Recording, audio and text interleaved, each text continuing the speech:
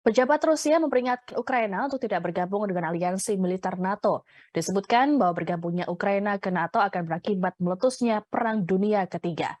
Hal ini disampaikan oleh Wakil Sekretaris Dewan Keamanan Federasi Rusia, Alexander Venediktov, dalam wawancaranya pada Kamis 13 Oktober. Venediktov menyebut Ukraina sebenarnya telah menyadari risiko tersebut, namun Ukraina dinilai mengabaikan hal ini. Venediktov pun kembali menegaskan bahwa Barat adalah pihak yang terlibat langsung dalam konflik Rusia-Ukraina.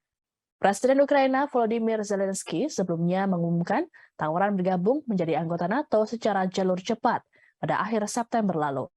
Hal itu terjadi setelah Presiden Rusia Vladimir Putin menggelar upacara di Moskow untuk menyatakan pencaplokan 4 wilayah yang diduduki pasukan Rusia di Ukraina. Sementara itu, NATO bertekad untuk meningkatkan pertahanan udara Ukraina setelah Rusia menghujani wilayah tersebut 2 hari berturut-turut menggunakan rudal. NATO kemudian menggelar pertemuan pada Rabu 12 Oktober yang diikuti oleh 50 negara sekutu dan mitra di Brussels, Belgia. Kegiatan ini menjadi pertemuan besar NATO yang digelar semenjak Rusia mencaplok wilayah Ukraina. NATO menyebut serangan nuklir dari Rusia hampir dipastikan akan membuat aliansi militer tersebut bertindak.